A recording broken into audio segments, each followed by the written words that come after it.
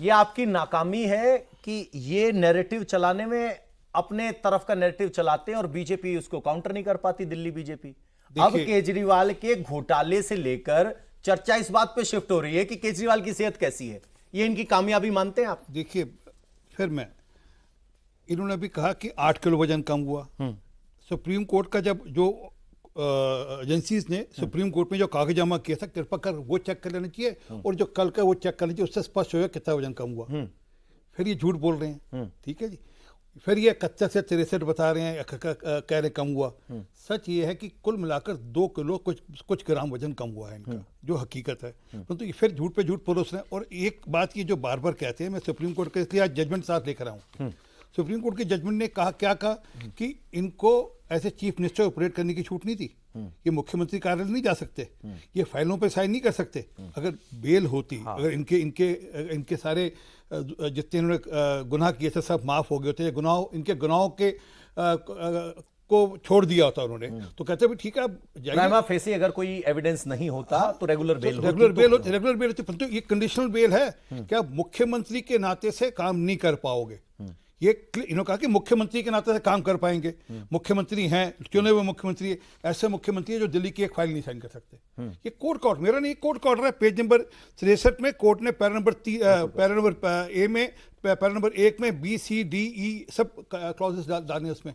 और कोर्ट ने ये भी बड़ा स्पष्ट है, ये भी कोर्ट का ऑर्डर में, ये भी कोर्ट का ऑर्डर के हिसाब से बता रहा हूँ जो बता रहा हूँ। उसने कोर्ट ने ये भी कहा कि हम इसके मेरिट्स और डीमेरिट्स में नहीं जा रहे, ये अभी ट्रायल कोर्ट में होगा। कई बार बात आई है मेरिट्स और डिमेरिट्स की। मेरा सवाल दूसरा है, नहीं, ये जरूरी है, नहीं, आपके व्यूज के लिए जरूरी है कि हम इसके मेरिट, हम इसको सेक्शन 19 के अंतर्गत कब तक ये हो सकती है, इसके लिए हम बड़े बेंच को भेज रहे हैं। वो बड़ा बेंच तय करेगा भी क्या करना है।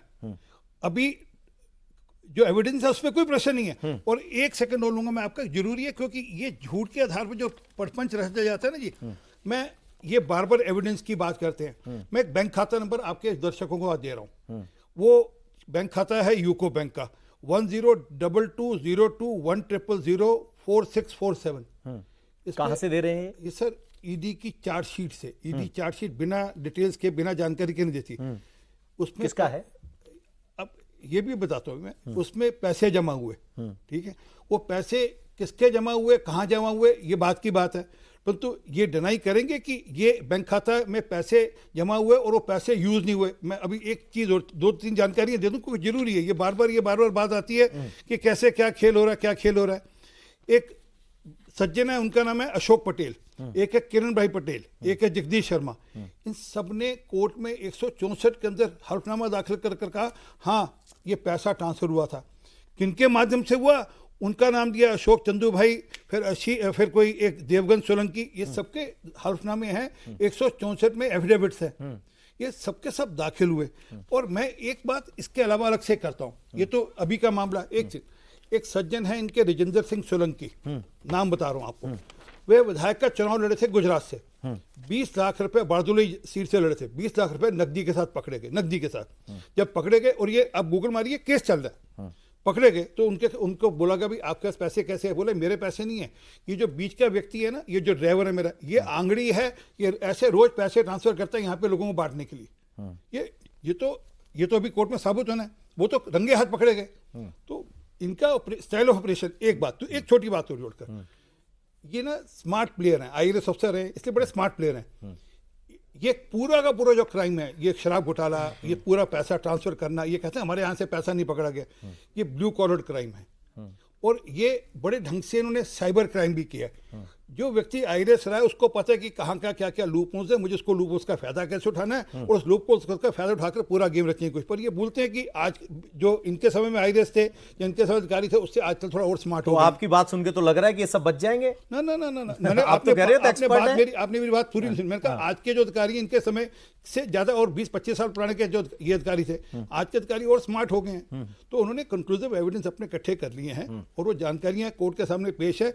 तभी कोर्ट ने इनको जब देख लिया। सर सुनिए एक सेकंड, मनीष सिसोदिया के समय में यह तारीख है अक्टूबर 2023 की। उन्हें कोर्ट ने कहा, हमने नहीं कहा, कोर्ट ने कहा कि 338 करोड़ रुपए का मामला है। ये हमने नहीं कहा, कोर्ट सुप्रीम, और किस कोर्ट की ऑब्जर्वेशन है?